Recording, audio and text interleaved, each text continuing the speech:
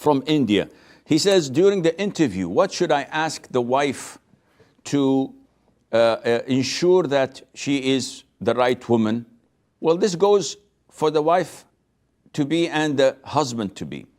These interviews are not made for interrogations, are not made to make sure whether this person is knowing all the answers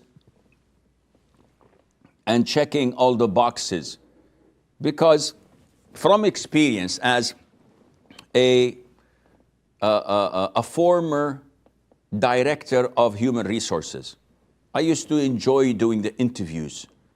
And I used to usually, alhamdulillah, with the grace of Allah, I was blessed in knowing a good candidate from a lousy one. From the interview, not from the questions and answers, just from the body language. From experience, I tell you, it is very possible to fool those who are interviewing others.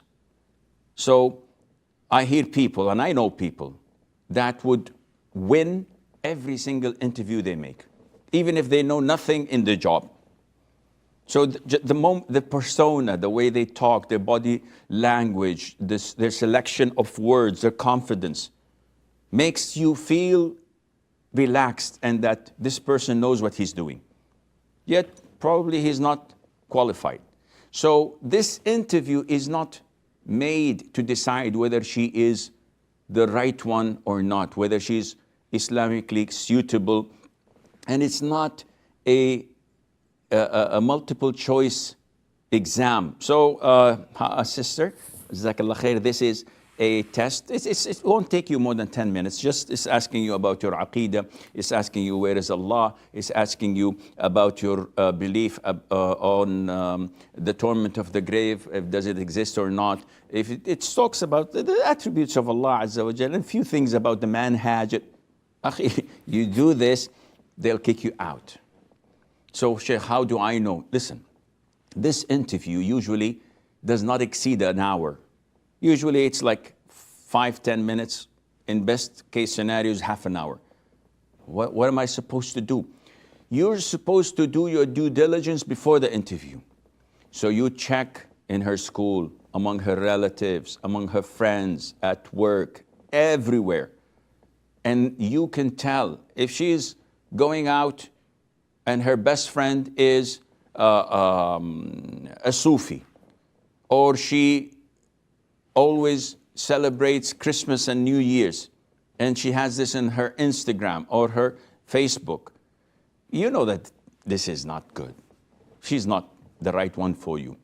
But if you know all what her posts about what Sheikh so-and-so says, about circles of knowledge, about aqidah, about giving da'wah, the one she mixes with are known to be of correct aqidah and people on the right manhaj and the right sunnah following, then that's good.